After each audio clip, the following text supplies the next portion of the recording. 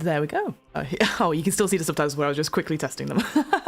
Hello, everyone. My name is Fiona. I use she, her pronouns, and this is Too Long Didn't Read Tabletop RPGs, in which I spend an hour or two looking at an RPG that is on my list and going through usually a quick start or a little preview of said RPG and just discussing about what I like about it, obviously reading it aloud, trying to find out what the main game mechanics are, and anything accessibility that could come up, because obviously we know accessibility is fairly important. I hope you're doing well wherever you are. It is still a bank holiday here in the UK, so if you're enjoying that, good on you. Let me know if the music is too loud or if I am too quiet, because you might notice that behind me there's less things in the room, and also that it might be a little bit more echoey in here for the next couple of streams, because moves are on the way, so to speak. So it's a little bit of change. I also do not have my lovely little button deck, so to speak, the one that is made of steam, because that is packed and has flown or shipped across to the new place.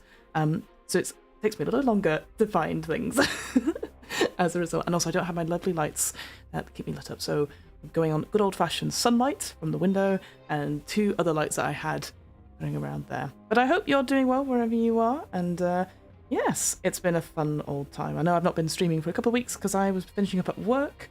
I've officially had my last day and I'm officially unemployed, which is absolutely terrifying, as one can imagine. But you know what?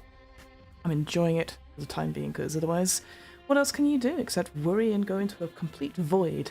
Speaking of voids, there you go, look at that amazing segue. Today, friends, we are looking at a brand new RPG, so brand new that it's not going to be out for at least another year. We are looking at Free League's newest sort of entry into their amazing RPG sort of, not dictionary, range. Thesaurus? I don't know. We're going to look at Coriolis, the Great Dark. Now, we've not covered Coriolis, the Third Age, or the Third Horizon, or whatever it's called, on here before, but we have covered a lot of Free League stuff, because I am a massive fan of Free League. I've done some sponsored work for them, nothing fairly recent. Possibly soon, though. But just to say this right at the top, obviously, this is going to look at the Quickstart, which you can get for free, and we'll go into that where you can find it in a second. The Kickstarter, is still running.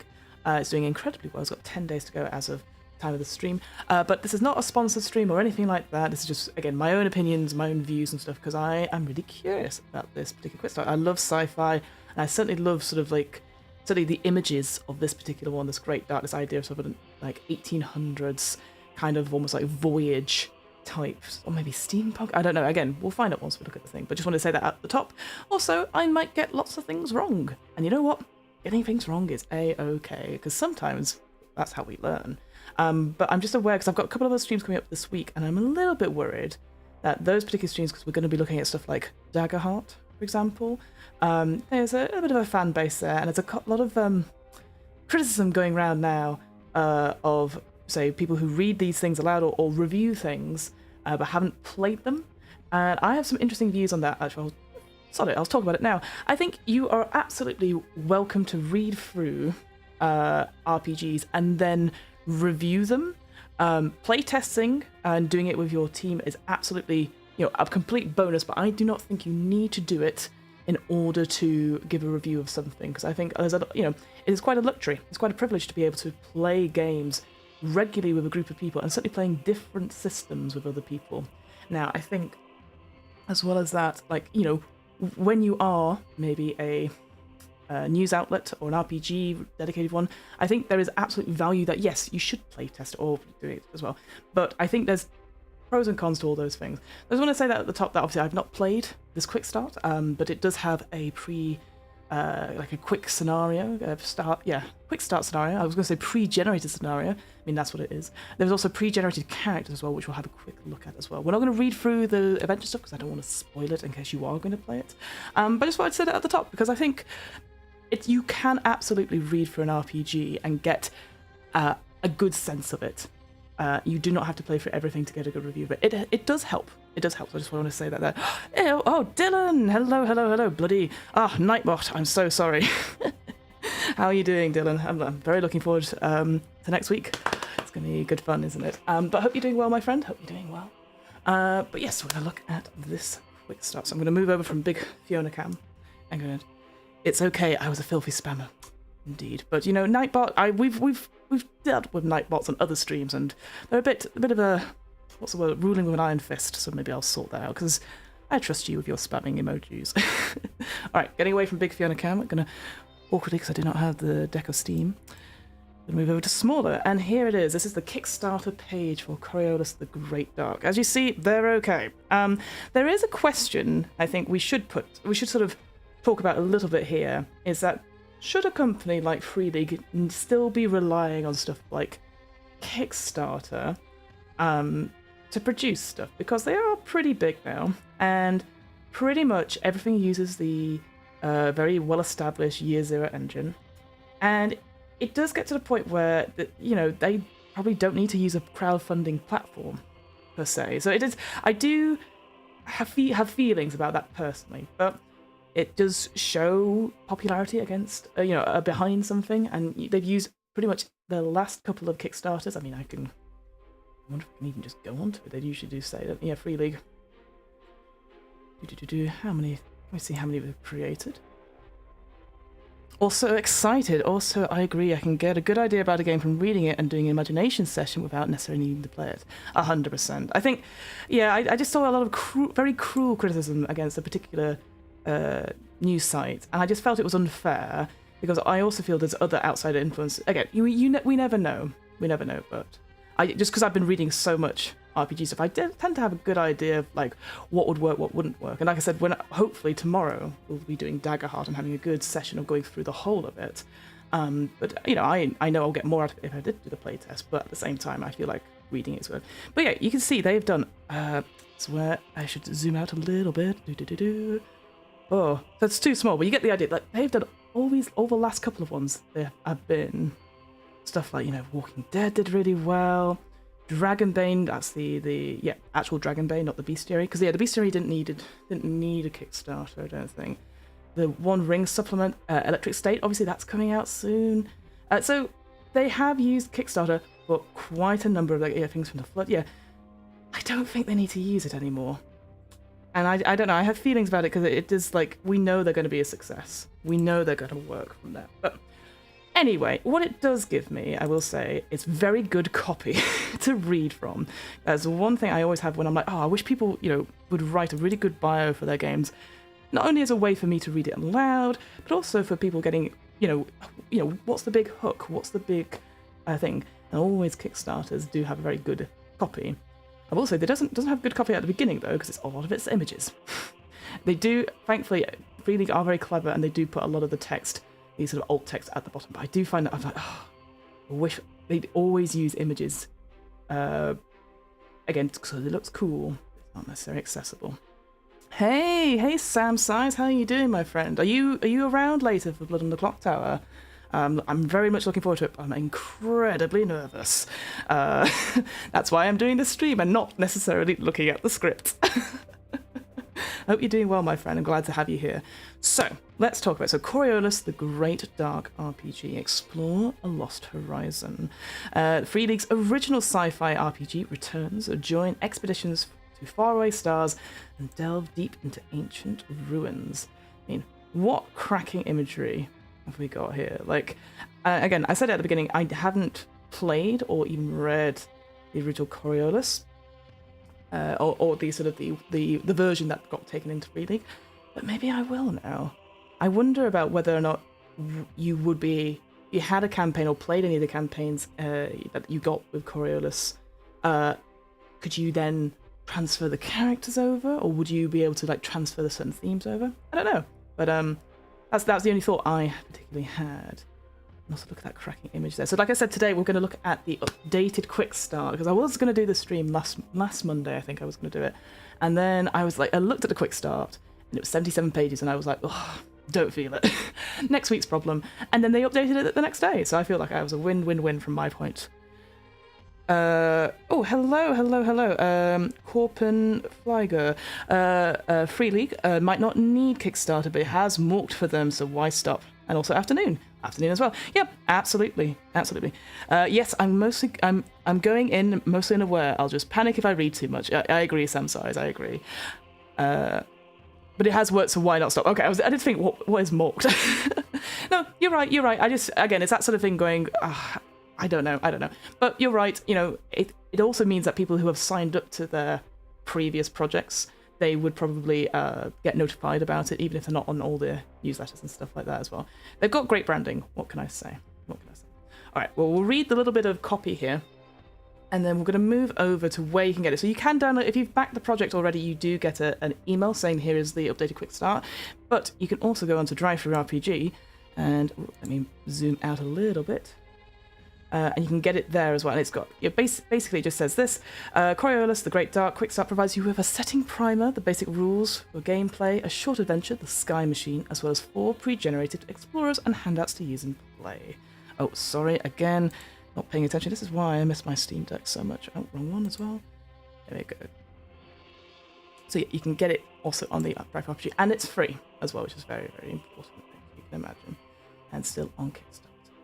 Let's have a quick read of what it says here. So it says it does de-risk projects a lot. Yes, I completely agree.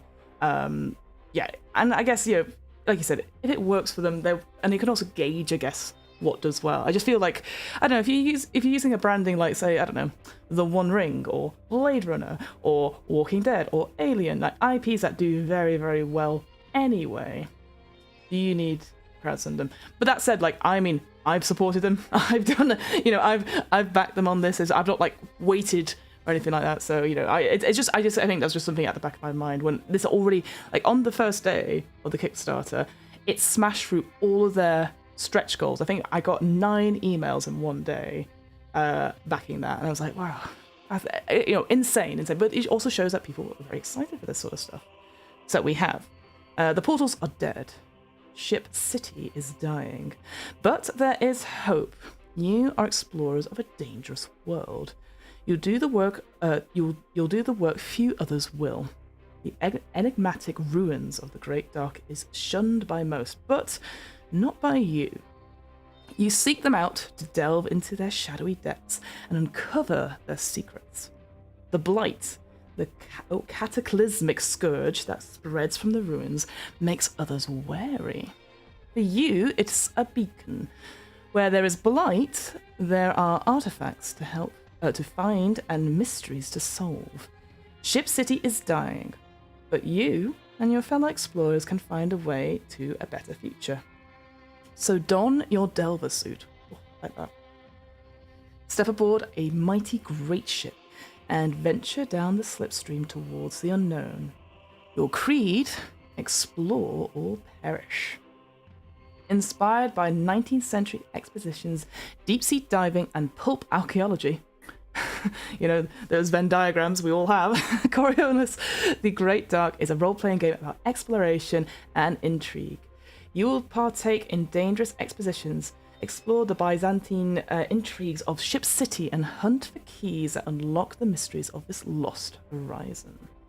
There you go. And again, already from these sort of like layout pages we can sort of see here, firstly, cracking artwork, full page artwork, color as well. They have sort of chapters, looks like they're going to be on like sort of black paper, black colored paper, and sort of maybe change to white, which I'm not the biggest fan of, just because it uses a lot of ink. I mean, it does for this one as well, but if it's cool, it's cool. So, in the Coriolis, the Great Dark, you and a crew of fellow explorers will set out on expeditions and delve into the ruins of the Lost Horizon. You all have your separate backgrounds and homes in the meandering asteroid metropolis of Ship City. You're explored. I was going to say you are exploited. That's not what I meant to say at all. You are employed by the Explorers Guild to undertake dangerous missions into ruins on desolate moons, or take part in expeditions to other star systems in search of resources and artifacts. Delving into the ruins will bring out the best of you and your crew. You'll need to overcome physical obstacles, creatures from the dark, as well as endure the ubiquitous, there we go, Blight, a space plague affecting both mind and body. Other explorers may also become your opponents as you vie for the same treasure and knowledge. In the metropolis of Ship City, gotta be careful there, you can take on missions and investigations to help your guild and build your crew's reputation with the other major players of the city. The navigators, the machinists, and the gardeners. Oh, very good, very good. All right, well, again, I know most of these streams are just me reading from various itch.io pages or Kickstarters. Well, let's just go straight into the quick start, because I know that's what people want to see, and we can just get on with it. So let me get rid of Chrome. Goodbye, Chrome, forever. So I did say at my last day at work the other day, I was in like a big team meeting at the end, and everyone was saying, oh, we'll miss you, etc. And then at the end, we were all waving goodbye, and I went, yep, bye forever. And I just left the meeting. I felt so good. So let's get started. So we've got here the Coriolis, the Great Dark Quick Start. Again, like I said, you can get that on DriveThruRPG, or you can get it through the Kickstarter as well. Again, it is free to download, so I guess if you've got time, I'd do it now, and you can read along if you wish, or get it after the stream. It is 88 pages long, which is a good length for a quick start, in my opinion. You roughly between 50 to 80 pages is normally what I consider quite good, especially if it includes stuff like an adventure as well. So there's a lot to get your teeth into on that front. Here she is again, streaming right before another stream. Oh, being seen by Emily Bates. No, stop it. Look, I'm preparing the best I can, Emily Bates. I'm doing my best. But I'm looking forward to it, and I think also Sam Size is here as well. So so we are both very prepared. Don't you worry. Anyway, let's go on from that. Ooh, look at that great sort of like full page image there, along with the chapter. That's what I said. I assume that each of the chapter pages is going to be in a darker color as well. We love you for it. Sam is in chat. I knew it. See. All right, let's move on. This looks spacey. Yes, so this is Coriolis, the Great Dark. Coriolis is originally was an independent RPG, then came to Free League, and now this is their sort of second version of it. But it is 19th century expedition inspired. What it said from the stream, and it's on Kickstarter just now. So yes, all good stuff. So let's just dive, so to speak, into it. Chapter 1, Introduction. Dobbing me in. I'm definitely not slacking, Emily. I'm reading the scripts now. No, don't do that, Sam. That means you're going to get better than me in the game. Oh dear. I cause havoc. It's not even blood on the clock tower. Okay, so at last, blessed by our forefathers, we have reached the end of our journey. Captain Arafab Nago of the vessel Darsiban, on reaching not Jumanji, Jumua. I mean, I'm gonna have to zoom in a lot. My old lady eyes are not good. So, at the edge of known space, the survivors of a dying civilization have made their heaven. In a hollowed-out asteroid they've named Ship City, the brave and the foolish are plotting their next venture into the Great Dark, arguing about what secrets lie hidden in the dark space, praying for a brighter future, bragging and backstabbing to get on board the next Greatship expedition into the unknown. Now on Kickstarter, this quick start is meant to give an opportunity to test Coriolis the Great Dark. It's a cut-down version of the upcoming game, which will contain a full setting, complete rules, and tools for exploring the universe. The adventure in the quick start is designed as a straightforward tutorial. Oh, nice. Please note that everything in the quick start is subject to change, so the text, art, and layout is not final. And we're funding the full game on Kickstarter, so that's good to know. So again, I presume because it comes with the pre-generated characters, which I can show you. Actually, I should show you that now. There you go. See, quite nice, aren't they? That there won't be any character creation rules in this quick start. I mean, that totally makes sense. You're allowed to be in the chat, Sam. I was more saying that Sam's in chat. You're fully streaming. Oh, I see. Well, come on. I mean, I could look at the script now, but that would be a really boring read through. Because all it will be me going, oh no. You are one of those fools and heroes, ruin delvers, artifact scavengers, and or mystery hunters, depending on who you ask. You are the agents of the exclusive Explorers Guild, and your job is to go where few others dare. You seek the enigmatic ruins of the Lost Horizon to solve its mysteries and help your city and your people survive. Ship City is dying, but you and your fellow explorers can find a way forward. This is your mission. This is your destiny. Your creed even, is explore or perish. Maybe I should just have that on a shirt going into stuff like Blood and the Clock Tower. So into the abyss. In Coriolis, the Great Dark, you are part of a crew of explorers ready to venture into this new universe, the Lost Horizon. You have your shuttle, your trusted crewmates, and a warding guardian in the form of your bird, a strange alien creature that can help you on your journeys. What is that? That sounds great. You all have your separate backgrounds or homes in the asteroid metropolis called Ship City. You're employed by a small guild, the Explorers Guild, and are ready to take on missions that they give you. Alright. We'll see that. Oh, I can already tell it's going to be a great start. Delving into the ruins will bring out the best of all of you all. You have to overcome dangerous environments, face creatures from the dark, and endure the ubiquitous Blight, a plague affecting both mind and body. And other crews of explorers will become your opponents as you vie for the same artifacts and knowledge. In the metropolis of Ship City, you may take on missions and investigations to help your guild and build your crew's reputation with other major players of the city. Once upon a time, a disparate group of people left a part of the universe called the Third Horizon, their home. They called themselves the Diaspora, and they were fleeing a universe at war, setting their course towards a faint signal from the depths of space. A beacon, they presumed, from a legendary and lost generation, long-lost generation ship, Nadia. They set course with the hope that, however futile it seemed, the Nadia could somehow bring salvation to them all. The voyage of the diaspora.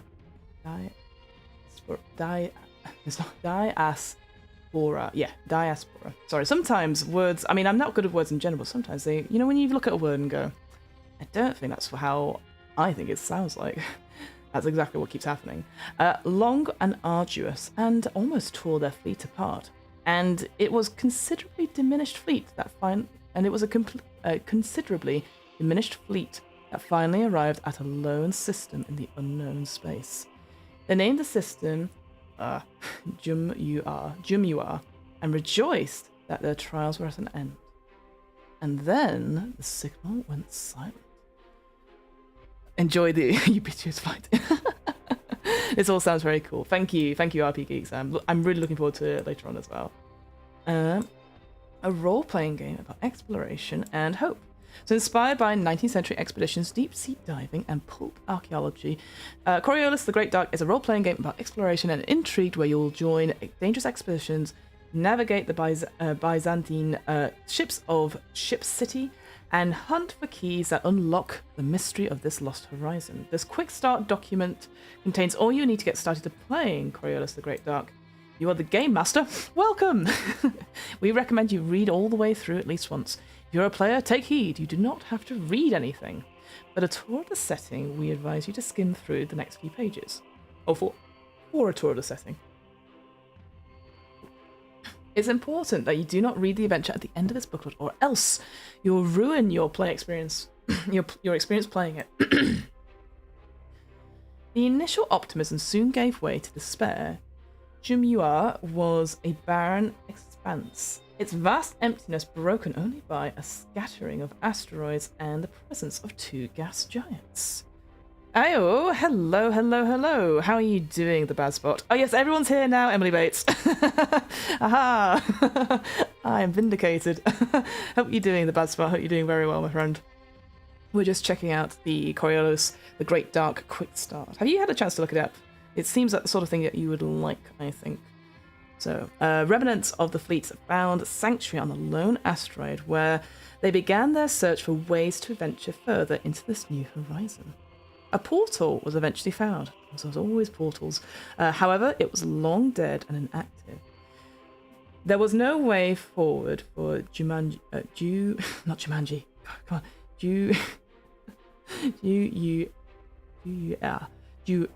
and no turning back. The diaspora had discovered a lost horizon.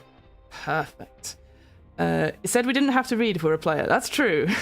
Hang on, what's going on? Everyone's prepared for death by listening to the dulcet tones of Fiona.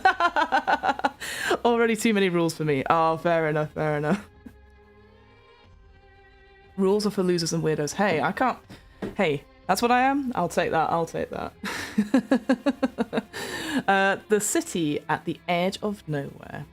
What was thought to be a temporary settlement intended to last just long enough to gather their strength before setting out further into the new horizon became something else completely. The diaspora used the remnants of the fleet anchored to the asteroid as their primary living quarters. And as time went by, they started to break down unused and broken ships for constructions on the asteroid. I said asteroids twice there. And the settlement grew. A few generations later, Ship City, or the Ship City of Coriolis, the Eternal, and Jumu'a's first and last, as long as a tongue-rolling official name is, has become something much more than the makeshift harbour of the past. Welded and strung together into a tangled labyrinth in and around the asteroid, it has grown in all directions at once, out of necessity and boredom. With whatever was thought needed, from elevators to drug dens. Ship City is now a sight to behold, an asteroid metropolis of impressive proportions, and although the resources are still scarce and individual resolve might falter, a beacon in the dark. I think for me, I'm trying to visualize this a little bit, like, because I'm thinking of this is maybe too specific a cultural reference, but in the Northern Lights trilogy by Philip Pullman, you know how they go much further north to where the polar bears are. I just imagine like all that sort of fishing tackle and village, like that sort of the very lots of wooden structures, but sort of all put on top of each other, and there's lots of rigging there. That's what I'm sort of visualizing just now. I'm currently making dossers in this fine accomplishment. Oh, very, very nice. Very, very nice. What do you have anything with the dossers at all? Space Norway. You know what? Yeah, Space Norway. I mean, that makes sense. River of Stars. For a long time, the people of Ship City thought themselves trapped in the Jumu'a system.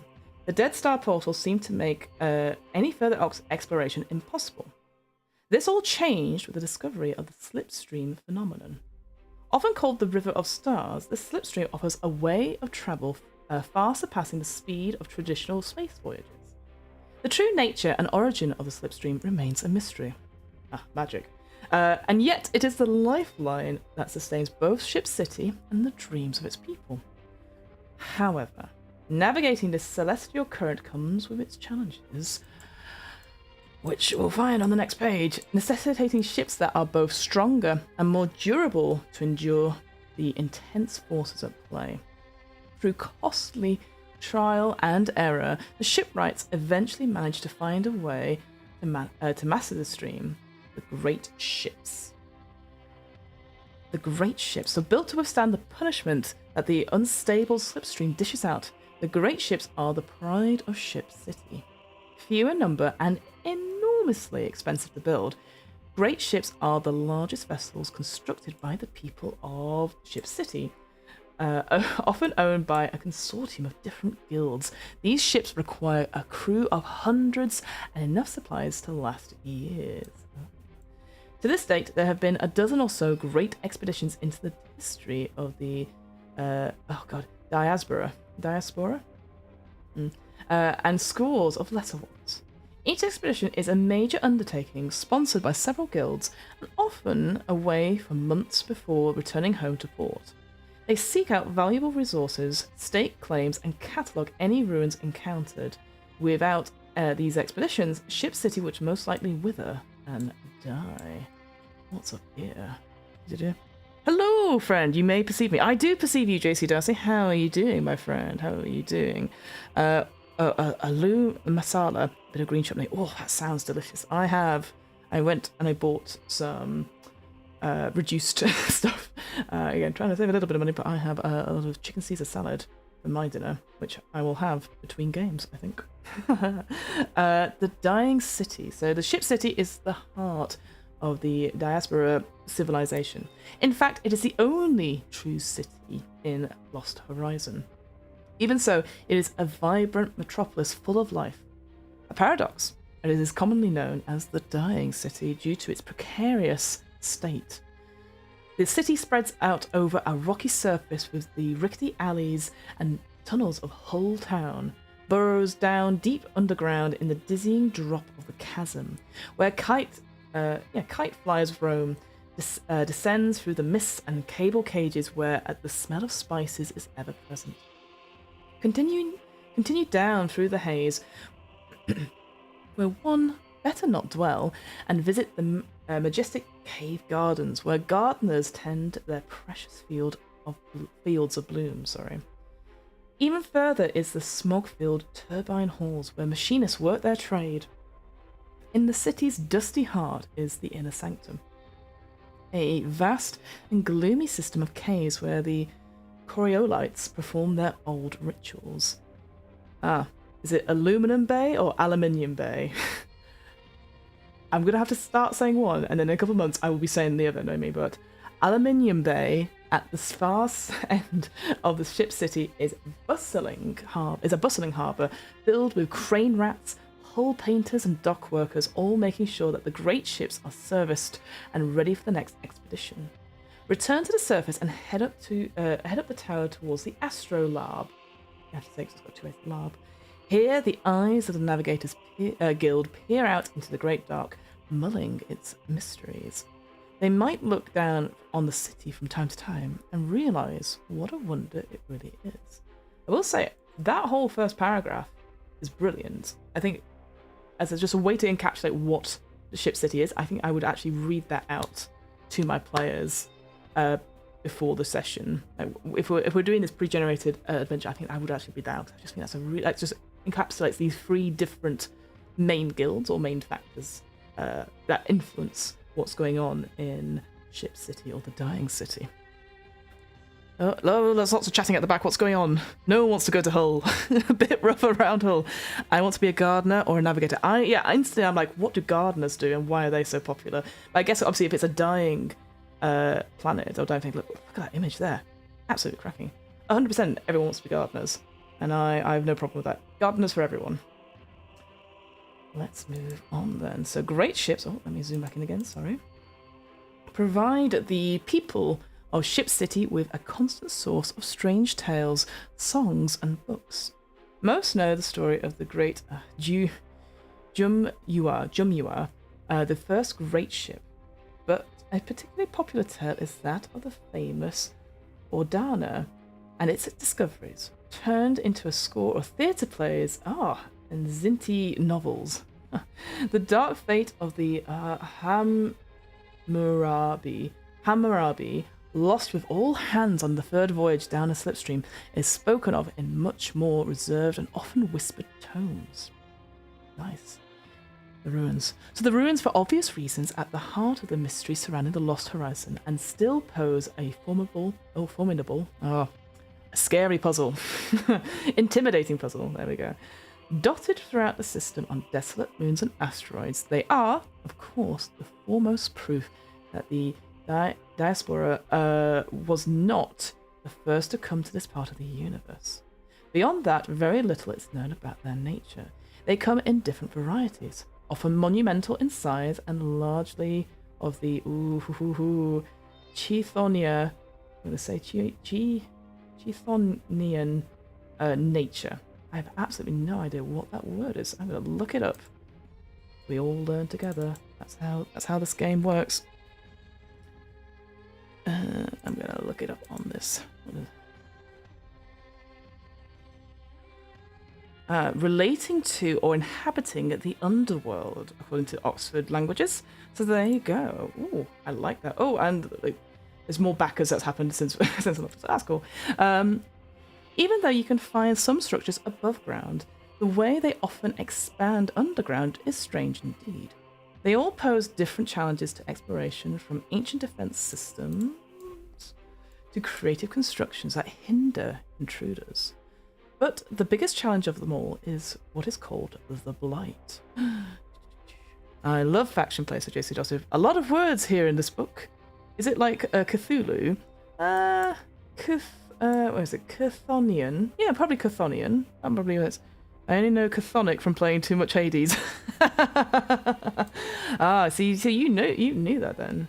Oh, Catonic is that? Oh, I think. Okay, yeah, I understand. Yeah. I'd not played Hades that much. I'm not a fan of roguelike games. I get very cross because I just want to win straight away. I don't like taking time to I'll go away and grind. I just don't want to keep dying. The only game, I think I told this to someone recently, the only game I played constantly replayed because I wanted to get better at it was Inscription, which was like a card building game. But that was all built into the lore of why you kept dying, and I really liked that as a result. No, I'm doing a spelling fail. I did wonder that. I was like, Catonic. Ooh, what kind of drinks are you drinking, JC Darcy? The Blight. The Blight is the great curse of the Lost Horizon, and its manifestations a constant quandary and a source of fear for the people of Ship City. This plague appears to have its origin in the ruins. There, it seems, it started and left a warped land full of strange phenomena before crawling out through the system, lessening in effect as it went. Oh, okay, so it's like, oh, okay, cool. The most apparent effect of the Blight is massive corruption of structures and biology, causing both strange mutations and death. The closer you get to the ruins, the more serious and strange the symptoms become. For explorers, the Blight is a deadly adversary and poses a threat, even with all the gear and suits they developed. So space radiation, I understand. There is also other effects of the Blight that reveal a more mystical dimension to its presence. The eerie dreams reported when travellers come in contact with the Blight, with Blight infestations, are just one manifestation of this. But even more obvious are the many uncanny phenomena that occur in places with high Blight concentration. I will say the wording of it, the ruins, the Blight, Ship City. It's straightforward and fine. I do hope, I know that they called us Game Master earlier, so I assume we're going to be Game Master for this, but are we called like Delvers, or can we be Gardeners? What's the name of what are these birds? We're going to go to the birds now, aren't we? Underworld tonic. I want to love Hades as the story is so good, but I do struggle with roguelites too. Good to see that one. I'm not a big fan either, Samsize, but the gameplay was so smooth and it tied to narrative so beautifully. Fair enough. Well, I do have a lot of time on my hands going up, in the good way, but I'm hoping to do more creative stuff and not necessarily. I mean, I did download all of the Dark Pictures anthology to play through at some point. The birds. So the presence of the Blight in the Lost Horizon made the future look bleak for Ship City dwellers. This changed with the discovery of the birds, or the Gardura, who, as they are also called. When these creatures, or constructs, or automatons, depending on your frame of thought, were encountered in the ruins, the explorers were unsure of their value and treated them, at best, as mere curiosities or pets. However, after some time, explorers started to notice the Gardura had strange abilities, and when they discovered that the presence of the birds mitigated the effects of the Blight, sometimes eliminating it altogether, things changed completely. Now, it is now clear that the Blight and the birds are part of the same enigma, fighting what seems to be an ancient battle in the dark. The birds represent a promise of a way forward in Jimua. And today, most exploring vessels carry birds on their journeys.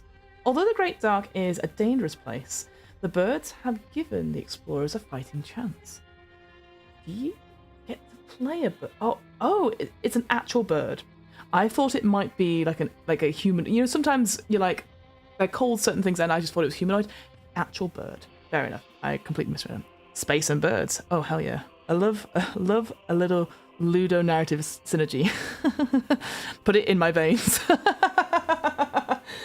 You can be a gardener, and you get a bird as well. You get a bird. Here we go. The guilds and other factions. When the diaspora arrived in the Jumyua system, circumstances created the need for a new organization to solve the urgent problems the communities faced.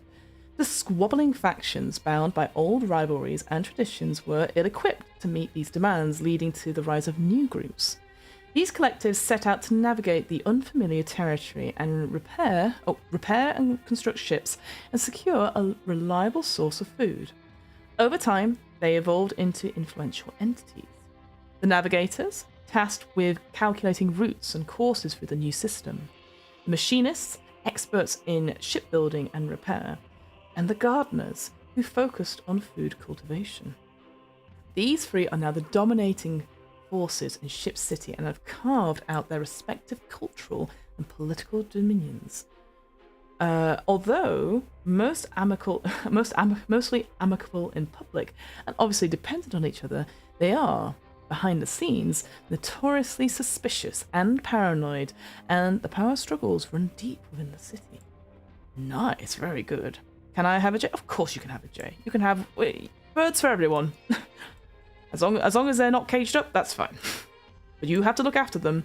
I'm not going around to your Coriolis Great Dark games and discovering there's like bird poo everywhere, because that's no fun for anyone. The Navigators Guild. So the Navigators Guild is the single most important faction in the Jumyua system, and the closest thing to a government that the people of Ship City have. Viewed by many as somewhat aloof theoretical academics. Oh, there's always academics!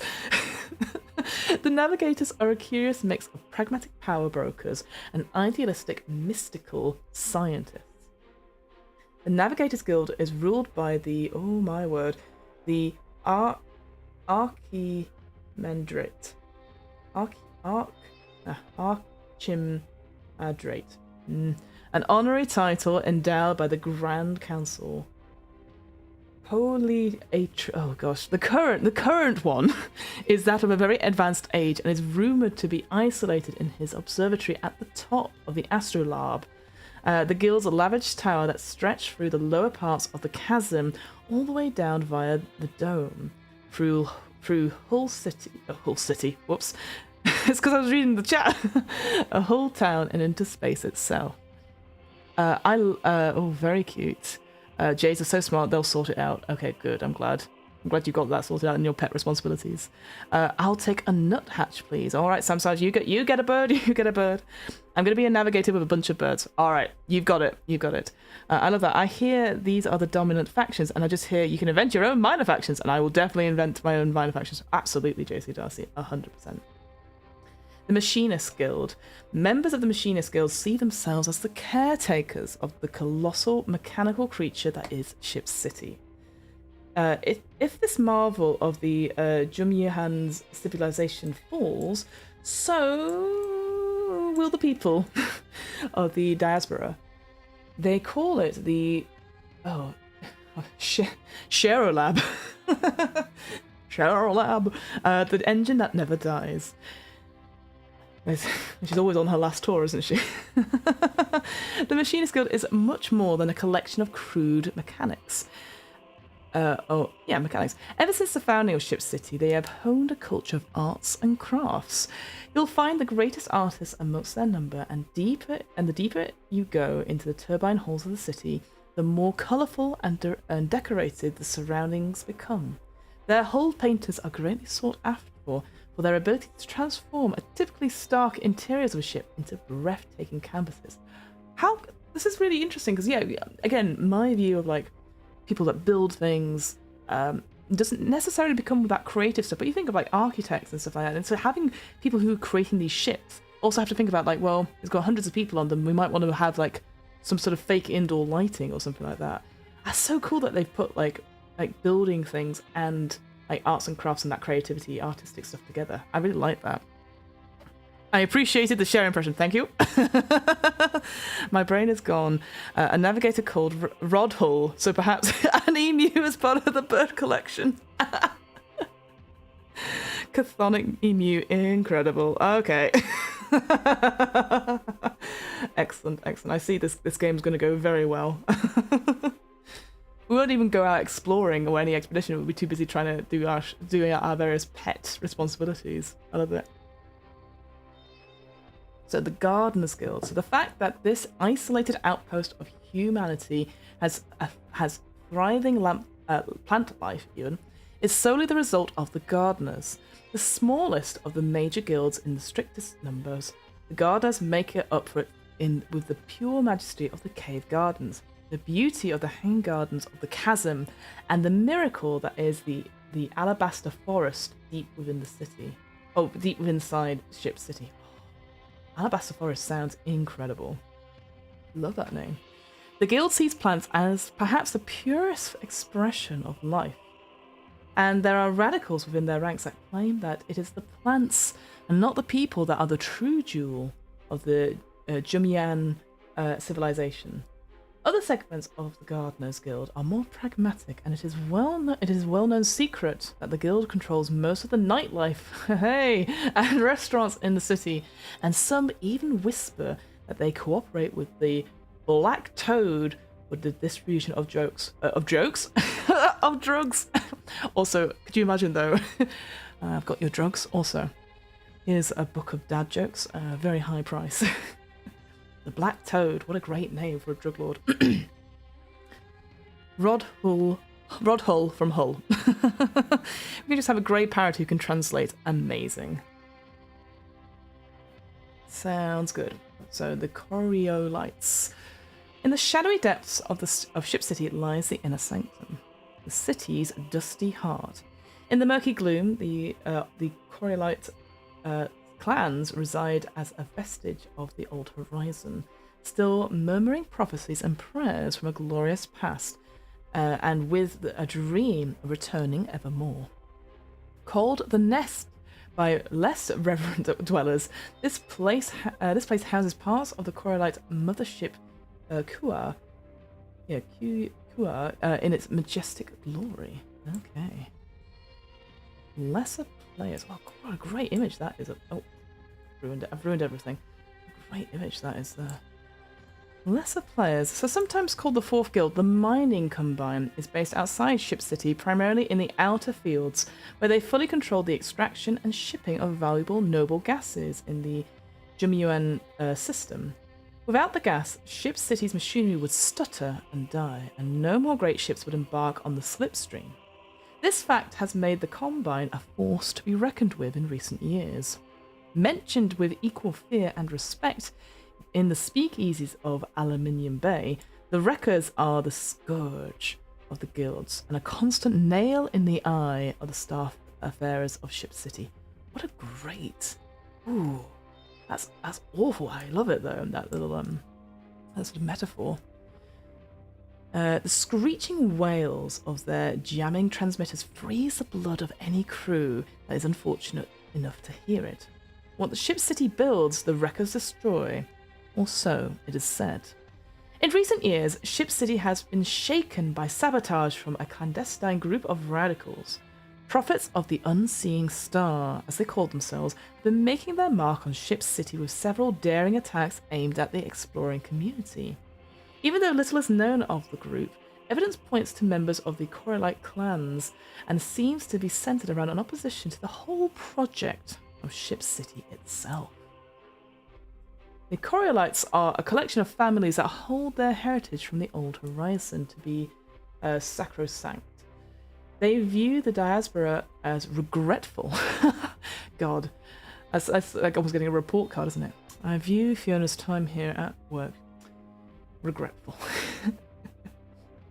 And the Lost Horizon as a stopgap in their history.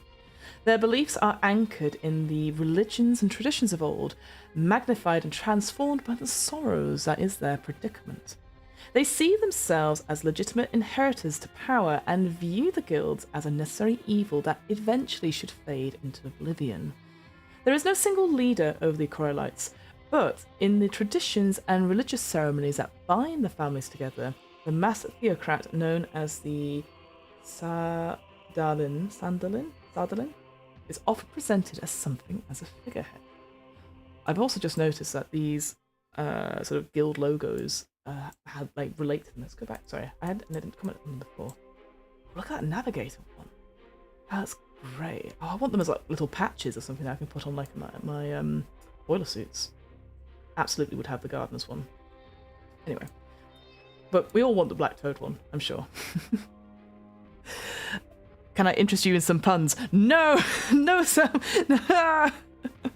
We've all bought drugs from a black toad. That you've had some drugs and you went back for more. That's probably what's happened there, the bad spot. The Black Toad, the guild system is keeping what keeps the ship city alive, but it is by its very nature decentralized and fragmented, and that is where the dark tentacles of the Black Toad come in. This shadowy group has a history as Ship City itself. Excuse me. And persuasive rumours insist that it was founded in the Old Horizon and came over with the diaspora. It seems to have almost a sect-like structure, and some assume that the toad is a reference to some kind of deity. Its members wear a tattoo of a toad somewhere on their bodies, usually where it can be hidden by clothing. Oh, beneath clothing. By clothing, beneath clothing. Besides running small-time rackets and classic extortion in the Chasm and Hull Town, the Black Toad runs profitable smuggling operations from the outer fields and even from the far colonies. The toads lurk in the dark shadows and can be found all over Ship City. However, it is in Hull Town that this criminal organisation makes its home. Could have seen that coming from a mile off, couldn't we? And where the elusive Athenan is rumoured to hide. Little is known about the Black Toad leader, and the views on her differ radically. So we're going to get into... Oh, this is our guild. The main guild is the Explorers Guild, I guess. The Ship City's youngest guild was founded by the forceful Master Musaka. No, not Musaka. Sorry. Muskai. When major guilds started to question their long-term engagement in the ruins. The challenges posed by the Blight, despite the advantage granted by the birds to the explorers, made the ruins perilously dangerous and resource-intensive. There was a growing sentiment that the potential rewards of the ruins were failing to live up to expectations. Yeah, you need to set those expectations, I guess. Master Mosak, Moskar, I think. Master Moskar managed through considerable political manoeuvring to convince the three major guilds that it would be in their interest to place an independent guild in charge of the ruin exploration. She masterfully played the paranoid guilds against each other and received their blessing to build the foundations of a new guild. Delving business. So the Explorers Guild is a loosely knit organisation that operates from the Outpost, an old cantina turned headquarters within a repurposed ship hull. Its name preserved by Master Moskar as the heart of guild operations. Housing the archaeological department, archives, and quartermaster's office, the Outpost serves as the central hub of the guild's activities. Ruin delvers, forming independent teams, are handpicked and trained by Master Moskar and her team. Whilst not directly employed by the guild, they've secured a spot in Master Moskar's ledger and enjoy access to the Vault, a guild exclusive bar where tales of adventure are shared. Missions can be scarce, and in between the crews usually take on other jobs to supplement their income. But you better be ready when opportunity comes knocking. You are one such crew. Are you ready for your next mission? Good luck. Look at that image there. I love this sort of almost like Not quite silhouette. So good against that red. It's gorgeous, isn't it? I gotta run and make some food tonight. I'll see some of you later. All right, no worries, RP Geeks. We'll see you later. That image. Oh, so good. Again, I know. You could. I wish game companies would make posters, like good posters, like you could buy, or postcards or something like that. Because I would 100% buy them, or even stickers, or fridge magnets. You know, anything like that. Because I just think the artwork is so good. Free League always has great art. Yes, exactly, Jason Darcy. You're on the money there. Like, I would like this. I'd like this bit of art as like a bookmark. I think that would work really well. Always need a good bookmark. I don't know if have I told the story on stream. I was at MCM last year, and my whole thing with like DM's book club, I give out bookmarks because you always need a bookmark when you're reading. Ha ha ha. Oh, it's also got a QR code, etc. So and you know they absolutely work. If not, you know. You can come back and tell me not, and what book are you reading, etc. And I remember I was giving them out because you're just giving out free stuff, and someone said, "Oh no, thank you." And I was like, "What do you mean?" And I was like, "Oh, I'm sorry." And he goes, "Yes, I don't read. I don't read physical books." You're like, okay, well, we could also just take it in general. Like, and I said, "What do you do?" "Oh, I listen to Audible." I was like, "Oh, okay. Well, I mean, you might. Do you know someone who might want a bookmark?" It's just the weirdest way of them going. They didn't, you know. If they say, "Oh, I don't want to take your thing," that's fine. It's like, "Oh, I don't read." It was such a weird thing. It made me chuckle. I'm always after bookmarks. Gross, to be honest. Yeah, I mean, I don't. I think it was just. I think I caught them at the wrong point, you know. But it was fine. We had a good chat about Audible afterwards, as one can. But yeah, didn't take a bookmark. Oh, waste of time. All right, let's get to the core of the matter. So the basic rules. So the key to becoming a master. Oh my god, algebra. No, it's not algebra. Algebraist. It's comprehending the finer points of the. Oh, is that? Oh my gosh. Yesoga's first theorem. Okay, so welcome to the Quickstart rules for this. Oh, maybe this was supposed to be at the beginning. Quickstart contains a condensed version of the core rules as well as pre-generated characters and the Adventure the Sky machine to play. So the players. All players, except one, portray adventurers in the world of Coriolis, the Great Dark. These individuals are called explorers. Yeah, I've got a cool name for them. You decide what your explorer thinks and feels, what they say and do, but not what happens to them. It's your job as a player to immerse yourself in your explorer. Best suited for 3 to 5 players, it can be played with more or fewer, but then you have to make certain adjustments. The final player is the Game Master, who doesn't get a cool name. Oh, GM for short. The GM describes the world of Coriolis, the Great Dark, to you, portrays the people you encounter on your expeditions, the so-called non-player characters, or NPCs. Why can't they be called like NPEs and be like non-playable explorers? And controls the creatures lurking in the Great Dark. The game is a conversation between the players and the GM back and forth until a critical situation arises where the outcome is uncertain. Then it's time to break out the dice. Read more about that below. The GM's job is to put obstacles in your path and challenge your player characters, forcing them to show what they are really made of. But it's not up to the GM to decide everything that happens in the game, and certainly not how your story is supposed to end. That is decided in the game. It is what you are playing to find out. Okay. Well, come on, Free League, you're not even trying. Hi, I'm the Great Master, the Master of Dark. Yeah, there you go. So it uses okay. So sorry. So all you need is the Quickstart, the pre-made Explorer sheets, which are here, obviously. Yep. Few pencils. Wow. Nah. No, we don't. Not we're online. And some dice. They use 6-sided dice of 2 colors. Later, okay. 2 custom dice will have basic dice, which is golden, and gear dice, which is black. Are we going to have a stress mechanic involved? Start playing. Decide who the GM will be. Probably going to be one of us. Who's ever in chat? You're in chat. You probably know it's going to be you. Yeah, we don't need that. Let's look at the image, though. Oh, measuring time. Almost missed it. So what we've got very similar to the previous sort of year zero durations of time. So a round is 10 seconds to perform an action, a stretch is 15 minutes, and a shift is 6 hours. Roughly the same times that we see in the other Free League games as well. Gosh, my computer almost restarted. Not fun. So stretches are used when exploring. A final unit of shift is used when trekking or on ships during expeditions. That's good to know. What a great image. Yeah. We'll draw lots. Let's go.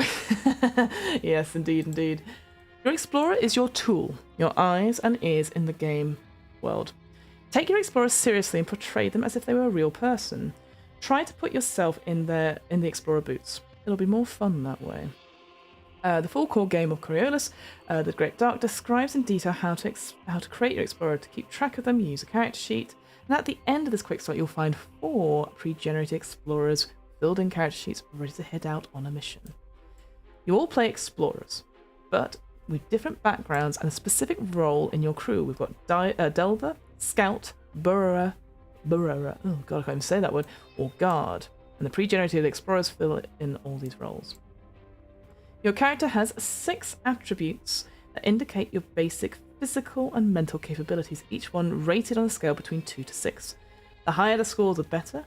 Your attributes are then used when you roll dice to perform actions in the game and determine how much trauma you can withstand. Huh, okay.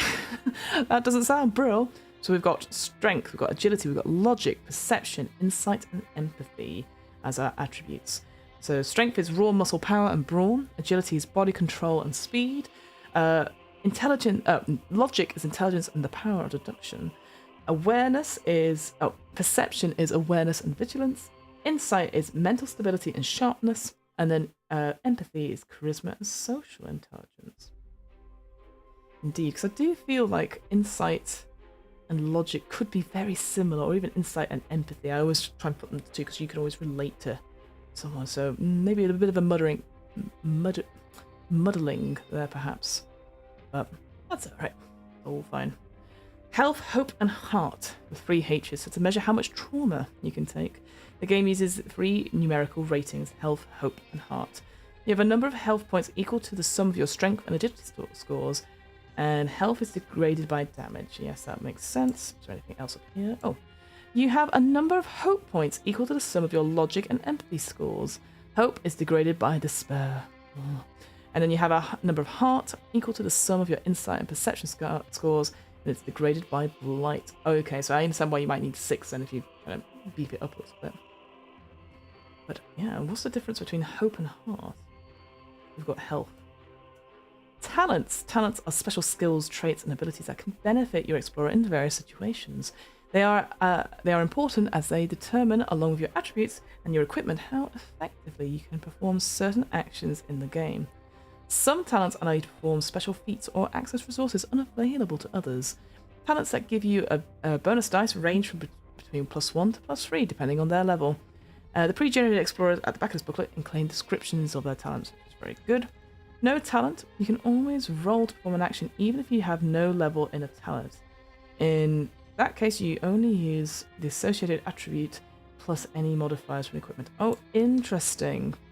So I'm having a quick look here.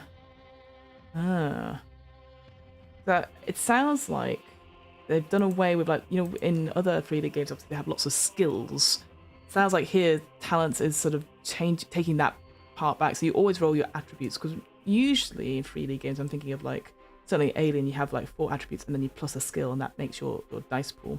Presumably the same thing says that you normally just roll your attributes, and then if you happen to have a talent, you can add that to it. And also, yeah, in other games, you have a talent which is like a special ability, like a one-off special power, isn't it? So here you go. How to use them. Talents describe special skills and traits, and as such can often be used with different attributes. It is up to the GM and players to decide what attribute to use in a certain situation. For example, the talent Ruin Delver can be used to lead the way through a ruin using agility, but also to understand the structure of a ruin by using logic. Quirk. A quirk is a peculiar aspect of an explorer's character or behaviour, which helps you play out her habits and manner. Each pre-generated explorer has a quirk, and in the full game, they affect how much experience you gain. Oh, interesting. The crew is not whole without its bird. Some crews don't trust the critters, but those ones won't be out there for long. The Blight will probably get them sooner or later. Birds come in many forms. The bird has a health value and an energy level, where the latter decides how much it can use its abilities. In the core rules, the explorers will be able to develop the birds with new abilities using points experience. Oh, that's quite fun. So I guess would maybe the core rules you have ways to build your Greatship. Maybe have rules for that, but also having a customizable bird as well. Yeah, could be interesting. Almost like it's an equipment thing, right? Your equipment, your explorer is nothing without their equipment. You must write down all the equipment they are carrying on your character sheet. Any weapons at hand, as well as the armor you are wearing, are listed in their respective boxes, whilst other equipment is recorded under inventory. Write down one possession per row. If it is not listed on your sheet, then you do not have it with you. In addition to your equipment, you can have a keepsake, an item of great sentimental value that you can always carry with you. It is a tiny item with no practical use, but once per gaming session you can use your keepsake to instead of one hope when pushing the roll. Wait, hang on. You can use your keepsake instead of one hope when pushing a roll and rolling a 1 instead. What? Okay.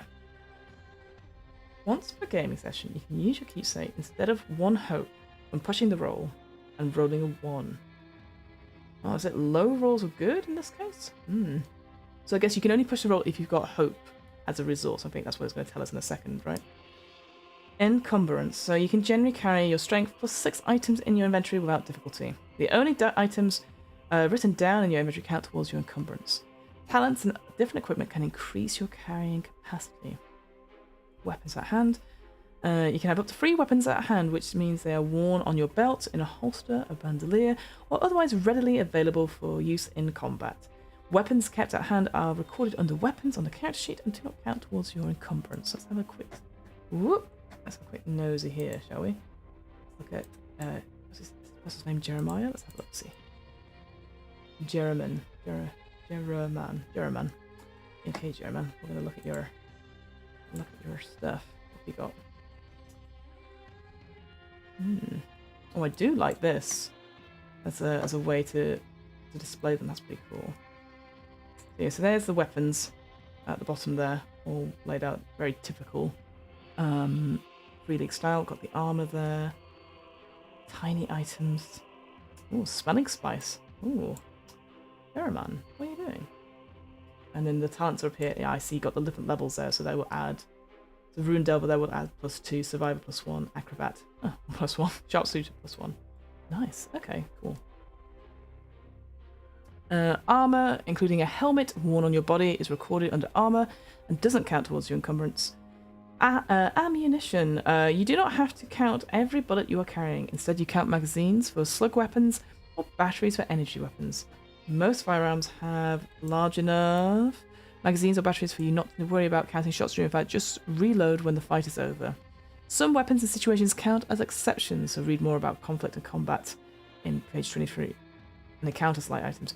Yeah, I remember vaguely in Alien, if you rolled a 1 or something like that, or rolled a failure, then that's when the gun would lose its, that's when you'd have to reload and stuff. Supplies. The world of Coriolis, the Great Dark, is unforgiving, and you need to overcome a lot to survive to the end. Lack of air, food, water, and electric's power can be deadly. These resources together are called supply. Now, you don't need to track supply at all times. In the confines of one of the great ships or in Ship City, you have all the supply you need.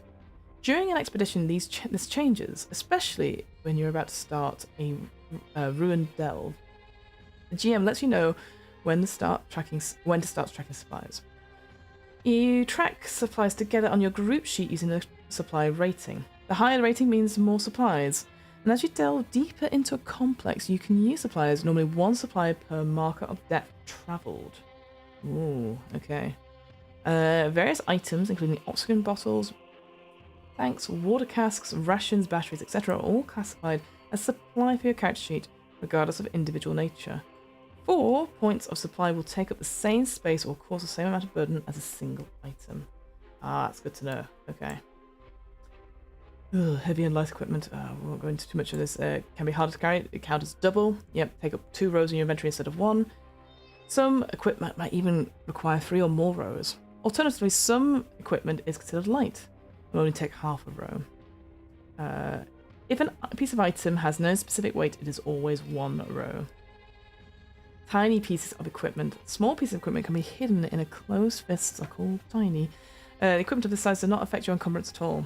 They are recorded in their own section on the character sheet and do not take any space up in your inventory. You can temporarily carry more than your normal encumbrance limit. In this case, you must make a strength roll whenever you want to move in a round of combat or walk for a shift of travel. If the roll fails, you must either drop what you are carrying or stay where you are. Sometimes your fellow explorers get hurt. Oh, silly them. And you have to help them. While carrying another person, you automatically count as over-encumbered and cannot fight in combat. Ooh, that's interesting to know. So a normal delve will require between 30 to 60 points, supply points for a crew of 4. If more supply is needed, the explorers will have to set up base camps. And read more rules for delving on page 16. Okay, I think that's next, isn't it? Here we go, playing the game. How are we doing on time? Okay, we've got a little bit more time.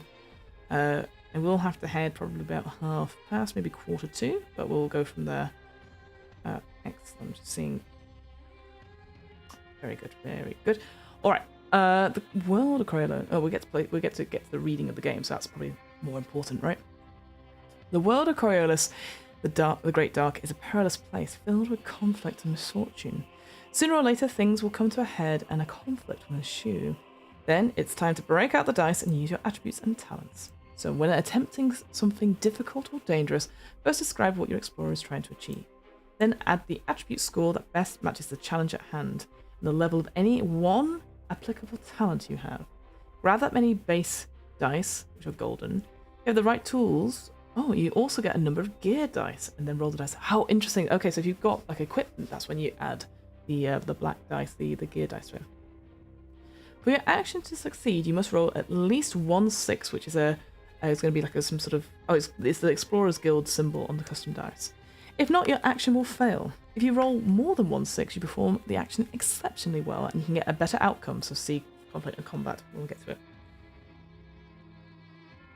Generally, the adventure text will indicate when to roll dice and what attribute to roll for, as well as suggested talents. However, the GM can always call for a roll in a situation they feel warrants it. We recommend against excessive dice rolling, however. Save the rolls for dramatic and tense situations when something's truly at stake. I did have to tell some players recently, because they would like investigating a room and they kept trying to roll for every single, like, I want to investigate this room, I want to investigate behind the statue, and I had to stop them, and I was like, this is not Baldur's Gate. Let's talk about this properly. What are you trying to gain out of the situation? Because I'm not making you roll constantly, because especially if you waste a nat 20 and I'm like, there's nothing there, you know, I don't want them to waste that. So. There is a multitude of different talents in the full game where they are described in detail. This quick start, the talents are described by the pre-generated characters. All good stuff. So to improve your chances of success, you can use your equipment. A useful object will give you a gear bonus, a number of gear dice to roll. You roll your gear dice together with your base dice when you perform an action. Normally, you can only use 1 piece of equipment at a time. Not all equipment will provide a gear bonus, and sometimes a specific piece of gear is needed just to perform the action. Oh, I like that. Okay. If you are desperate to succeed on a dice roll, you can choose to push the roll, our favourite things. This means you grab all the dice that didn't show a 6, or a 1 on the base die, or a cog, a 1 on the gear die, and roll them again. You get a new chance to roll 6s. Oh, so I'm guessing that the 6 is also the same on the cog. So the Coriolis sign and the gear sign on the guy is 1 on the custom dice. Okay. Usually you will only push the roll if you failed it, although you can push the roll even if you've rolled 1 or more 6s in the first roll to get more 6s to increase the effect of an attack, for example. Pushing dice rolls is not without risk. It increases your chances of success, but if you push too hard, you suffer the consequences and lose hope. If you roll 1 or more 1s on your base dice when you push the roll, you lose 1 point of hope. Oh my god, for each 1's rolled. It doesn't matter which attribute you use for the roll. That's pretty... Oh, that's scary. Oh, heck. Don't like that. When you use a piece of equipment and you push the roll, it might get damage. When you push the roll, you must re-roll all the gear dice that doesn't show a 1 or a 6. For every gear dice that shows a 1 after you've pushed the roll, including the dice in the initial roll, the gear bonus decreases by 1. If the equipment has been damaged and is not as effective anymore. If the gear bonus reaches 0, the gear no longer works at all. Oh, I like that. You can always push the roll. Yes, JC Darcy. I feel more perceived then. Maybe I should get a t-shirt with that on it when it says you can always, and then on the back, push the roll. And we can make all this stuff for Free League. I wish they should be paying us for this. But equipment can be repaired. It takes a shift and a roll of logic and any applicable talent.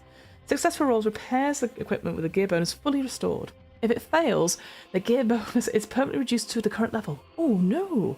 But if the gear bonus is 0, the equipment is destroyed beyond repair. Ooh, I do like that.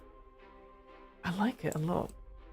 It definitely feels that sort of like proper survival horror-esque type thing. Like you only have a limited resource on these things, so I do like that. You can give hope to another explorer if they're losing it and succumbing to despair, and vice versa. But this is not without cost. With its cost, you yourself will lose the hope instead of your fellow explorer. You must decrease the hope by 1 just to help the explorer to roll in any additional ones rolled by the other explorer on the push roll. You can only push the roll once. If you don't succeed on your second try, you just have to deal with the consequences of your failure. However, some talents can always allow you to push certain rolls a second time. Yes.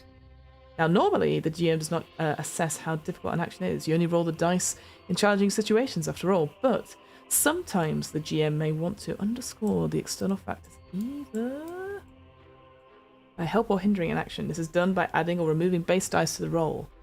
Ooh. So it's a +1 or +2, or conversely, -1, -2. You can never go below 1 die. Other explorers or NPCs can help you succeed at a dice roll. This must be declared before you roll. It also must make sense in the story. The individual helping you must be physically present and have the capacity to support your action. The GM has final say. Whenever someone helps you with a roll, you get 1 extra base die. A maximum of 3 explorers can help you, just adding 3 base die. In combat, helping counts as an action, so by helping someone else, you lose your own action in a round. NPCs can help each other just as explorers can. Great. Sometimes you must beat your enemy in an opposed roll to succeed in action. This means that both you and your adversary roll dice.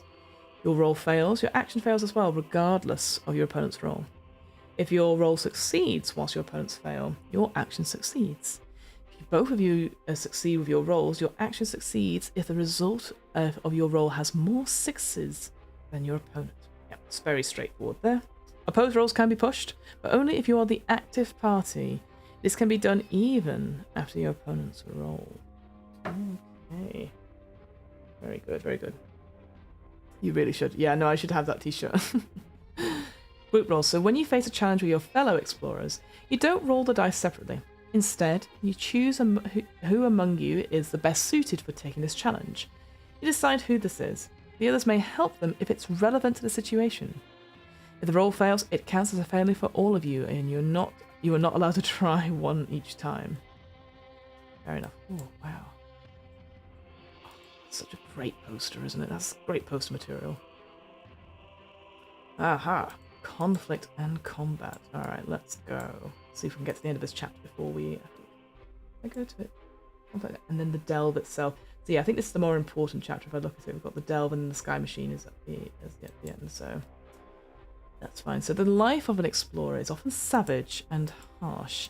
In Coriolis, the Great Dark, you can run into ship city thugs, strange critters, alien beings, and creatures of the dark. Combat can be dangerous for your player character, and sometimes even lethal. Rounds and initiative. So combat is played out in rounds. We should all know this by now.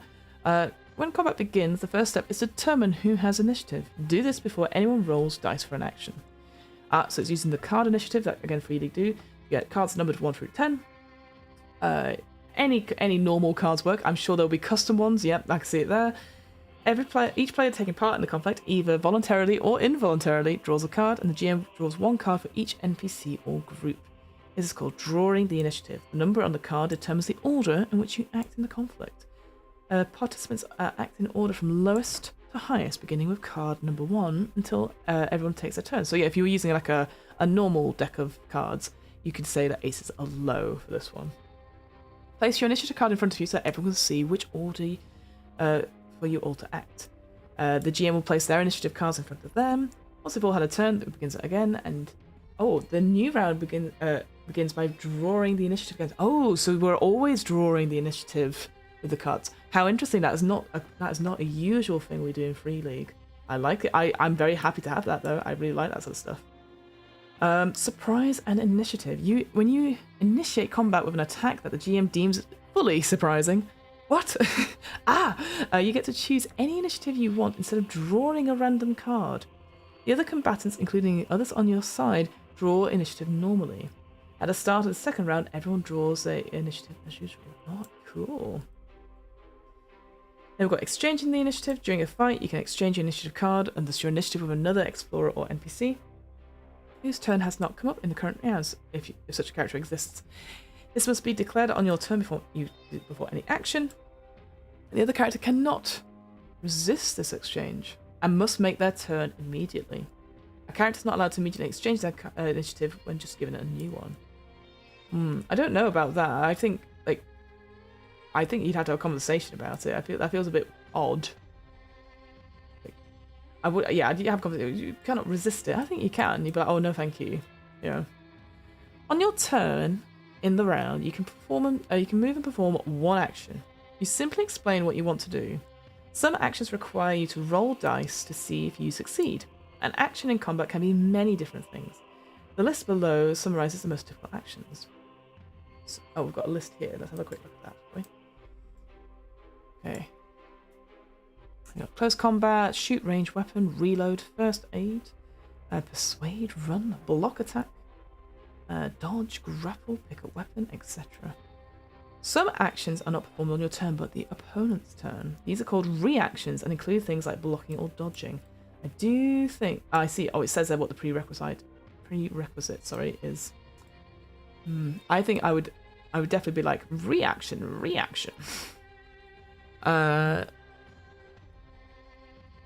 These are called reactions and include things like blocking or dodging close combat. This does use up your turn in the round, which means you cannot perform a reaction if you've already had your turn and performed an action. Flip your initiative card after performing a reaction. So yeah, it just shows that you've had your turn, essentially. Free actions. So these are things like dropping to the ground and shouting a few words are called free actions. They don't count towards your action in the round. You can only do them on your turn, such as drawing a weapon, change position, so you throw yourself to the ground or get up. Drop equipment or shout. Shout. Let it all out. Zones of movement. So let's just look at it here, shall we? So engaged, short, medium, long, extreme. About fine. We've also got cluttered and dimly lit and cramped. Yes, again. Sorry, I'm rushing through this because again we've seen this before in other Free League. So it's very, very similar stuff. And again, basically these are just add stuff. So you gotta roll for agility when you move into the zone when it's cluttered. Observation rolls in dimly lit ones, they're -2 base dice to your actual pool. And like cramped ones, you can only crawl, you can't run for it. And as I say, you also cannot move or shoot past individuals next to you against targets behind them. So yeah, orders on line of sight, movement. Yeah, we get it. This is an important one. So when we retreat, if we have an active enemy at an engaged range, so they're very close to us, and there's no barrier between you, you must make an agility roll to move away from your adversary. If you fail, you still move, but the enemy gets an immediate free close combat attack against you. This free attack occurs out of turn order and doesn't count towards their action. So yeah, it is just opportunity attack, essentially. You also can't block it. That's interesting. Makes sense. Yes, you can combine retreating with running, which uses your action as movement. There you go, there's some movement stuff there. Doors and hatches. You can do it as part of your movement. Surprise attacks. Sneak attack. When you sneak up on someone undetectedly, is that a word? And perform an attack. It's called a sneak attack. It'll do an agility roll. Moving close enough to attack will give you a -2 modifier because you're in the engaged range. If you fail, the enemy notices you and you will draw initiative. If you succeed, it counts as surprising, which means that you can choose any initiative card you want, which is nice. For a close combat sneak attack, you also get a +3 modifier, and the target cannot block or dodge the attack. Nice. An ambush is a similar thing. Again, they come up quite a lot in this. Lying in wait for an enemy and attacking it as it passes. In this case, each victim makes a perception roll. The victim spot the ambush with a -2 modifier if the attackers are well prepared. Those who fail get the bottom cards counting from 10 up, randomly drawn. How interesting. Okay. So we've got close combat. Oh, we're doing for time. Okay. Roll succeeds, damage +1. Prone targets. Yeah. The only thing I wanted to know if they do have any, so what we do with other successes. So if you have extra successes when attacking or blocking, you can use them for other effects, such as wrestle a handheld item from your opponent's grasp. You can keep the item or fling it into the adjacent zone as part of the attack. You trip your opponent to the ground or push your opponent to short range. Nice. Well, let me just double check. Sorry, I appreciate I rushed through that last bit there. I just want to check. Yeah, so yeah, this is a normal thing. So if you manage to succeed, you hit it and inflict the weapon's base damage rating on them. So if I go to, ooh, is it? Oh, you don't see it. I've ruined it. But I was looking at the character sheet. I wanted to see what it looked like. I think I've got rid of it somehow. So that's fine. And then any additional successes will increase the damage by 1. So sometimes that is stunts that you can do that, but there's other stunts that you do, as it said, sort of. Oh, where is it? On the next page, I think.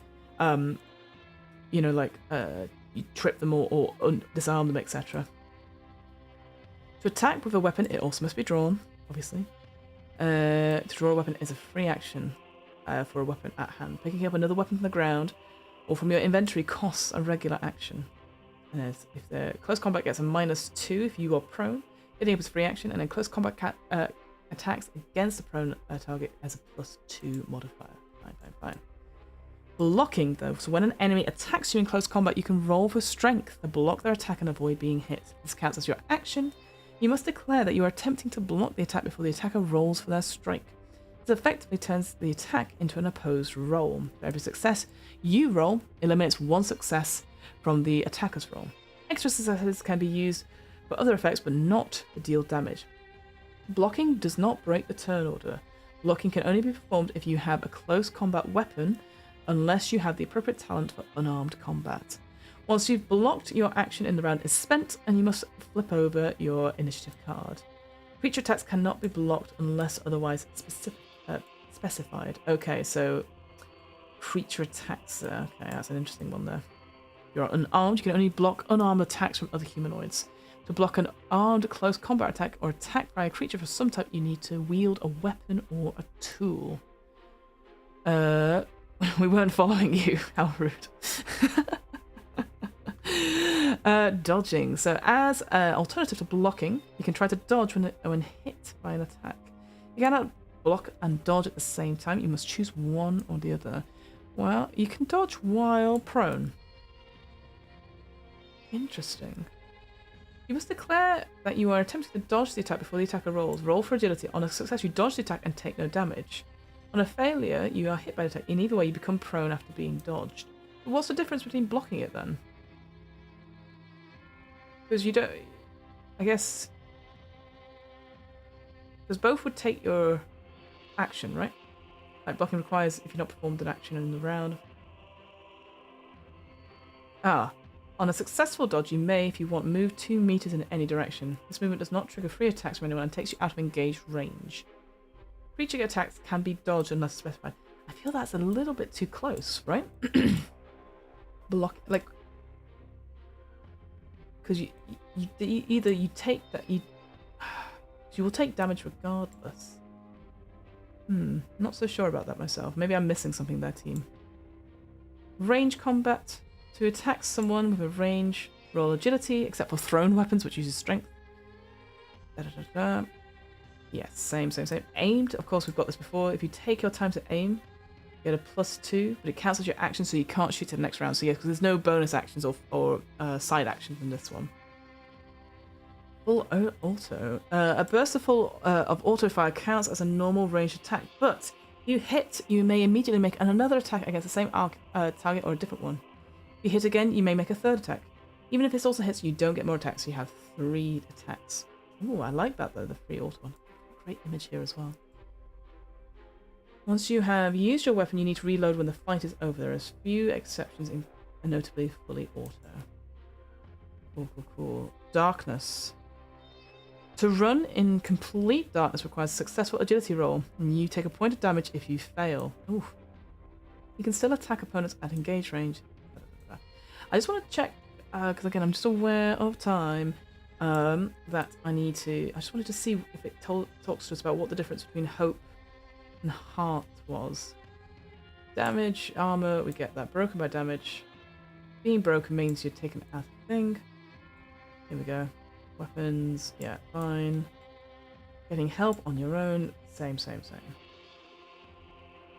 If you're not broken, you heal 1 point of damage per shift. This assumes you're not broken by Blight. You can recover health and hope at the same time.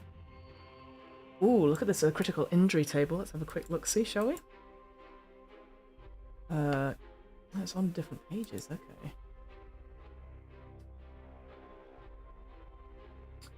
Interesting. So the lethal stuff is actually is shifted throughout. So we've got, like, you know, punctured lung, bleeding gut. Sorry, by the way. I realised that. But it's not all at the bottom. So actually, what used to happen is when you used to roll quite high, people used to get very, very worried. But now, we've got, like, you know, 53, 54, 55, 56, 50, 61, 62, and then these two. Oh, it's okay, it's most of them. Not all of them. Okay. Interesting. I won't read all of them because it'd be quite sad. We've got conditions as well. Conditions, if you suffer a condition you already have. Sorry, let me zoom in a little bit. Each condition gives you a -2 on all rolls for a specific attribute. Okay, that's great. So we've got 6 different kinds of conditions. So exhausted will have -2 on strength. Dazed, -2 on agility. Confused, -2 on logic. Distracted, -2 on perception. Shaken, -2 on insight. And disheartened, -2 on empathy.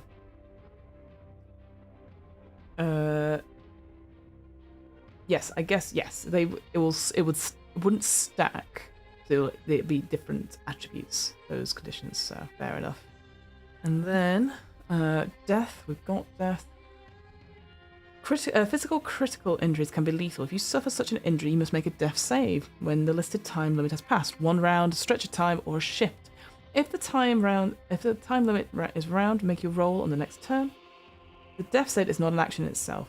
The death save is a roll for strength. If a death save is failed, you die. If you succeed, you linger on, but you must make another one when the listed time has passed again. Stabilize. 1 or more first aid actions with logic must be rolled. First aid action with logic takes the same amount of time to perform as the time limit of your critical injury. If the roll succeeds, the time limit of your critical injury is increased.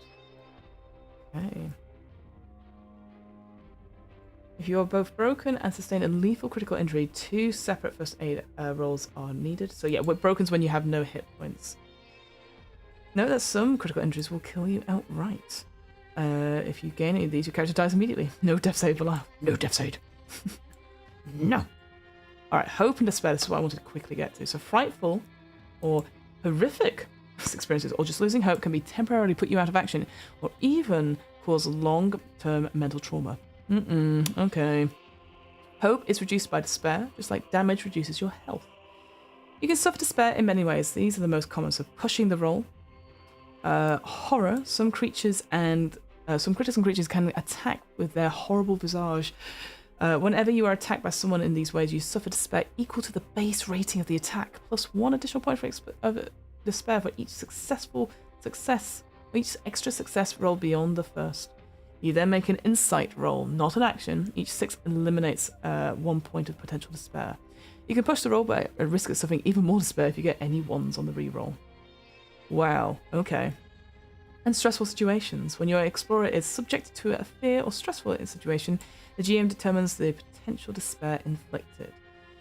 You then make an insight roll, not an action. Each success eliminates 1 point of potential despair. You can push the roll, but again, risk of suffering even more despair if you get any 1s on the reroll.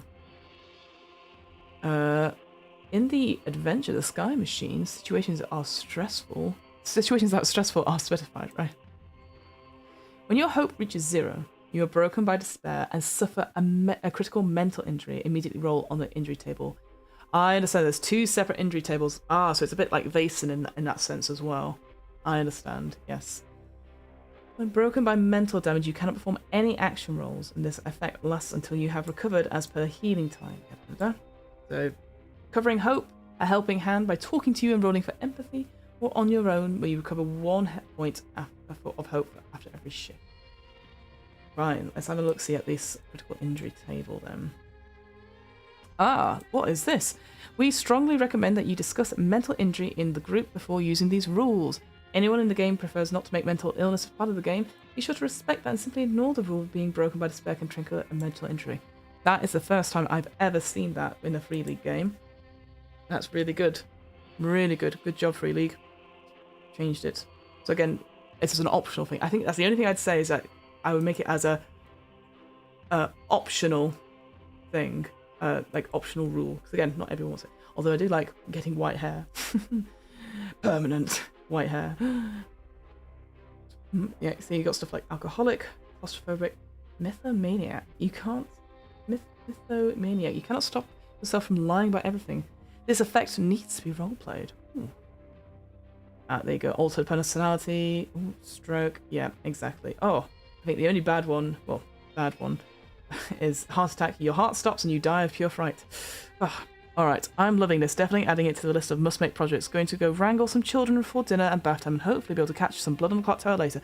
No worries. Thank you, JC Darcy. Thank you so much for being here. I think I also have to make tracks as well. I'm just going to check what the next page is. Social conflict. I think that is fine. I just wanted to see if there was anything on heart.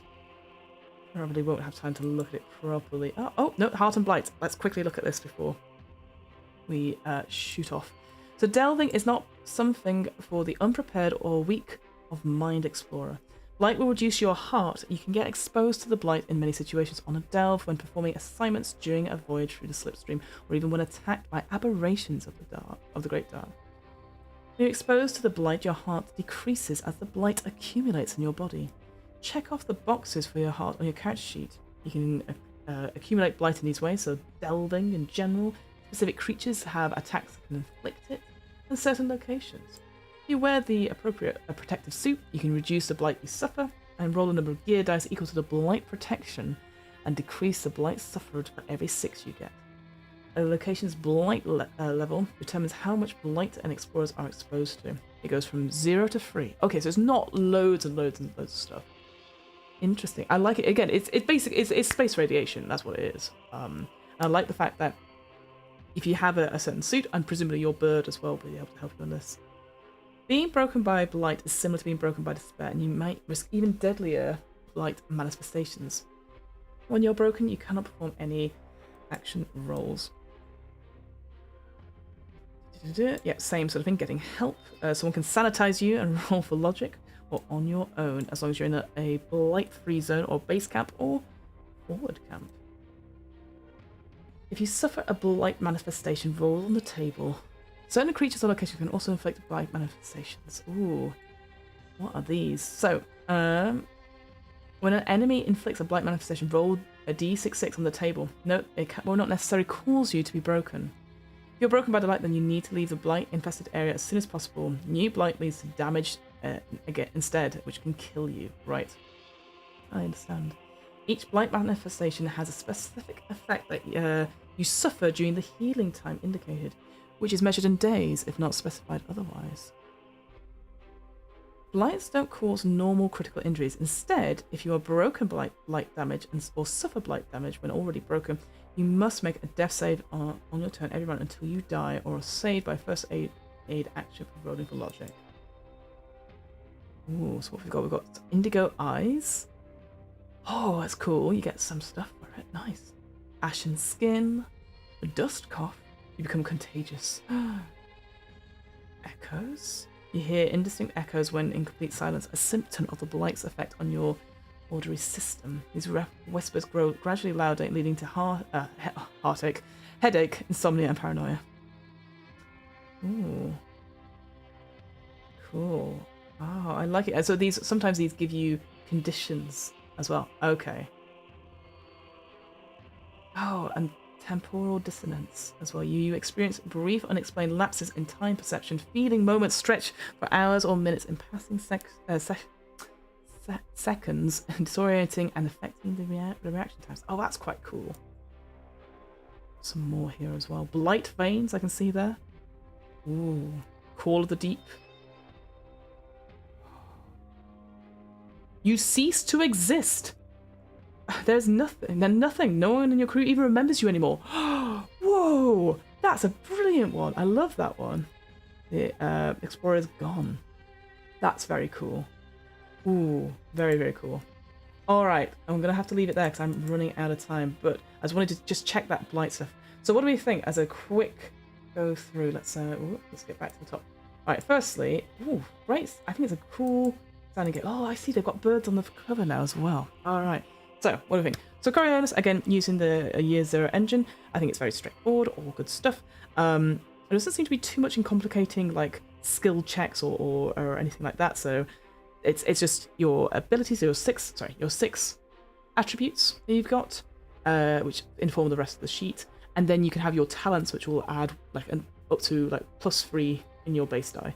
Then you get two different kinds of die. So, you've got that base die thing, which, again, is very similar to most Free League stuff, and then the gear die, I quite like that addition, and it makes it a bit more video gamey and a bit more survivally as well. Like, you know your equipment's not going to last forever, but it will give you a bonus bonus. If you roll really poorly, then that's it. It might be broken and you might not be able to fix it. So I do quite like that. That's a bit more crunchy, I think, than normal Free League games, but I really like that. The Hope Heart stuff, I understand the difference now. About like hope being that sort of, again, a bit of a resource perhaps that you can spend that, or it's another resource to whittle you down a little bit, and that's about sort of your mental not capacity, what's the word, mental resilience, I guess. I love the stuff about Blight, and that's a different table. So we're getting 3 different tables for like physical, mental, and then just, I don't know, spiritual, soul stuff. I quite like that as well. The artwork's really good. I think the only thing I'd say, I always would love a pronunciation guide, because I know there's some pronunciations in there which I absolutely butchered several times. Yeah, I'm actually quite excited for this game. I wish I had a bit more time to look at a lot of the combat stuff is very similar to what we've done with the alien stuff. I just wish I had an extra half an hour just to go through it properly and just see what we were going up with there. But that is all I got time to say on this. Yep, but it is free. Please go check out Coriolis, The Great Dark. It is on Kickstarter just now. It's got another 10 days to go. But this Quickstart document is free to download, both from the Quickstart, both from the Kickstarter and on Drive-Thru RPG. And it comes with its own adventure called the Sky Machine and 4 pre-generated characters as well. So I think you get a good sense of play for that. Yeah, I'm very excited to try it out. So in the meantime, let's go back to Big Fiona Cam. Again, thank you so much for joining me for this particular stream of Coriolis The Great Dark. If you want to find out more about what I do What Am I Rolling, which is a twice-monthly tabletop RPG one-shot podcast where we do lots of different RPG systems. Recently, we've done a lot of interviews with game designers. We recently had on Chris Bassetti, who is the designer behind The Wretched and a Dungeon game, which you should absolutely check out. They are absolutely phenomenal as a game designer, also from Manchester, and they write lots of cool music. If you've backed maybe Orbital Blues, Afterburn, they've done the soundtrack for that, and we had a really cool discussion about soundtracks. And certainly one cool thing, if you wanted to hear a bit of a spoiler for the interview perhaps, their game, The Wretched, which is like a solo journaling game set in space, very inspired by Alien, is that the soundtrack for that was actually based on their own experience of playing through their game, which obviously no one has ever heard. Which I think that's so cool, that the idea that they use their own gaming experience to then write the soundtrack for it. So go check that out. I'm also part of the DM's Book Club. Part of it, I founded it.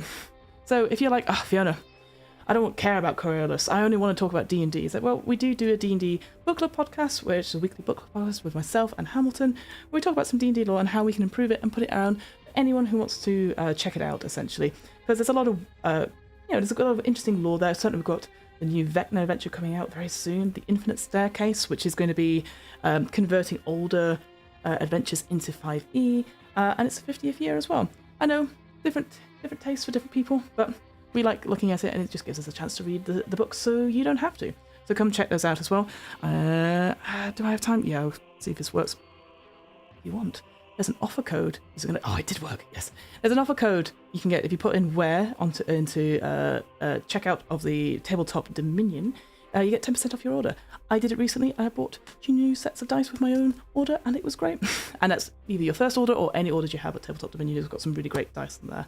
Right, I have to head off because I know we're about to go stream Blood and Clock Tower, which I highly recommend that you check out. If you go to RP Geeks D&D on twitch.tv, that is where we're going to be hanging out and playing some new scripts this evening. Please go check us out. Come check me out there. Much love to you guys. Hope you enjoy the rest of your Mondays or the rest of wherever you are when you're watching this. I'm going to try and wave randomly as I better stop the stream. Oh, go to the end of the stream. Go to the end of the stream. And we will see you tomorrow. We're going to start at 3 p.m. tomorrow afternoon UK time, and we're going to go through as much of Daggerheart as possible. Really looking forward to that. Hope to see you there. Much love. Bye. Bye. The end of stream. Okay.